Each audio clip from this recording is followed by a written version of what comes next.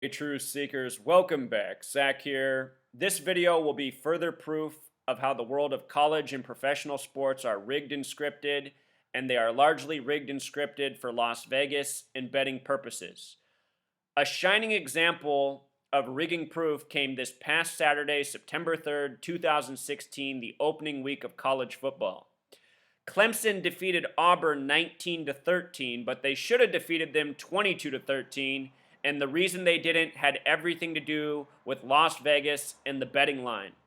Clemson had to win by 8 points or more to cover the spread, which is where the majority of money was in Vegas. The majority of people bet on Clemson to cover the spread. Had Clemson kicked the field goal, the bettors would have won. But instead, they chose not to for no apparent reason other than the games being rigged and scripted. Let's look at what happened to see the definitive rigging proof. At the very end of this game, in the fourth quarter, with 40 seconds left, the down was 4th and 4. Clemson was at Auburn 17, which means if they kicked a field goal, it would have been a 34-yard long field goal, which is a gimme in the NCAA and the NFL. Had they kicked the field goal, it would have put Clemson up 9 points, which in football means the team has to score 2 times, a touchdown plus a field goal to tie or take the lead. And in the sport of football, it's pretty much impossible to score 2 times with less than 40 seconds left, which is exactly what the scenario would have been for Auburn. But because Clemson chose not to kick the field goal and instead chose to turn it over on downs, they gave the ball right back to Auburn, and Auburn had a chance to go down the field, score a touchdown, and kick an extra point, which would have given them the win. Of course, that didn't happen because the game was rigged for Clemson, but it was rigged in a way that they would not cover the spread so that Vegas would be victorious as well, which they were. And if you pay attention in the world of sports, this kind of stuff happens all the time. Sometimes it's more obvious than others, such as this. I guarantee you every single bettor was pulling their hair out and could not believe that Clemson did not kick the field goal. You know, that's how it is as a gambler. You're watching the game, you know, you're thinking, okay, they're going to kick the field goal, I'm about to get my money. And the next thing you know, you're going, what? This is what the world of sports is, and it's what amazes me that people can't see that they're scripted. I've seen it since I was a child.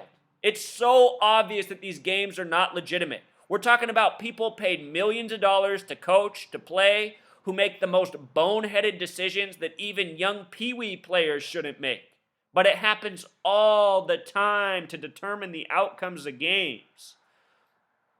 I saw for decades how fake sports were, and I always laughed at the people around me who couldn't see them. What I have figured out is truly the formula for how these games are scripted. And, you know, for showing the world this knowledge for free, and this is knowledge you can make money off of, this is knowledge you can use to enlighten yourself, to empower yourself, to get yourself off of these sports that you're hooked on.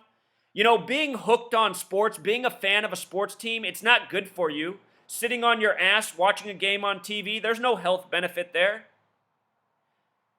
Those of you who watch sports, find something better to do with your time. Exercise, do something creative, read a book, do something to empower you. Life isn't all about being entertained. The powers that be, that's what they want your life to be about. You know, invested in their entertainment, giving your time and your energy back to them, a gang of people who have no respect for you. You know, a lot of people come to my channel and make fun of me, call me names. About each day, 100 times, it's commented that I'm a faggot because I think sports are rigged. The definition of a faggot is somebody who likes getting fucked in the ass, and that's not me. I'm someone who refuses to take it up the ass. The average American male, meanwhile, is someone who goes through this world with their head down, thinking they have no power, can't do anything about the bullshit around them, goes along with the lies, goes along with the rigged sports games, essentially living a life of taking it up the ass, which is what a faggot is. So for those of you who come here and say, I'm a faggot, you better take a good look in the mirror.